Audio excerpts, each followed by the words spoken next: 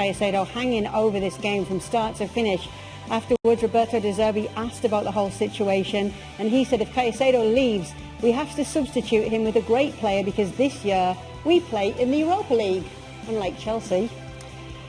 Now, Brighton are valuing him at 100 million, signed a new contract in March. There's been 2 rejected bids now. Chelsea have tried twice and had their offers turned back by Brighton at this stage. But my question to you, Frank Leboeuf, is can Chelsea afford not to get him? Not really. I always talk about, having good player, and if you cannot, and on top of it, experienced player, which is not really the case of Caicedo.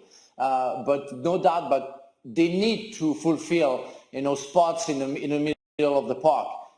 They have Fernandes, they have Gallagher, but it's not enough for a club who wants to reach the Champions League and especially and maybe I don't think that it's doubtful. Maybe getting the Premier League, but they need to get him, but they need to get some others as well. I think it's not enough. Nobody's going to get carried away by 2 friendly games. We see everything that we want to see. It's better in terms of attacking, but defensively, when you are 11 against 10 and concede 2 goals, there are some question marks.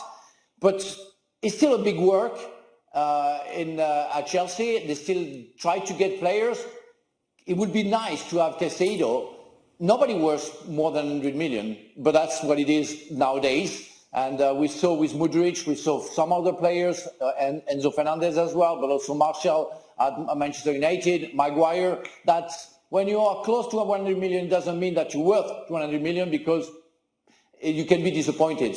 But the player showed so much talent last season playing for Brighton that if it's possible for Chelsea to get him, I would be absolutely pleased. Jan, you seemed very pleased with what De Zerbi had to say about the whole situation with regards to the Europa League and Chelsea.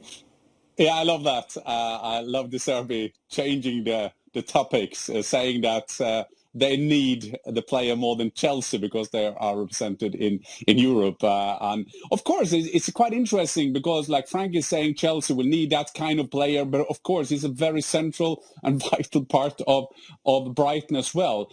Having said that, I think that at the end of the day, they will get him because Brighton know where they are, where's their position in the landscape of the football world. They know that the next player they will get, that they try to take to Brighton, they will have to tell him that if you do well here, you can come to one of the greatest clubs. And yes, there's no disrespect to Brighton. They're in the Europa League. They were fantastic last season. But in a longer term, Chelsea is the bigger club. And I also, don't forget that. The players kind of see that. There's a lot of journalists ask players, yeah, but how do you think the reaction is that the player is going to Chelsea or Liverpool or Manchester United? Players do respect that because we know that is the kind of chain we're in. And when you take the next level, that will be respected by the players. Will it be respected by the managers? Of course not. He wants the best team, as De Zerbi is so brilliantly saying. Everybody at Brighton, including the players, know exactly the situation. And if Caicedo leaves, they'll be sad. The same way they were sad about McAllister. But they understand where they are in the pecking order. And they cannot afford to be turning down 100 million offers. And it's kind of the same conversation with Caicedo going to Chelsea as we had about Caicedo going to Arsenal. You know, we said that Caicedo changes everything at Arsenal, makes them way better, makes them definitely contenders against City.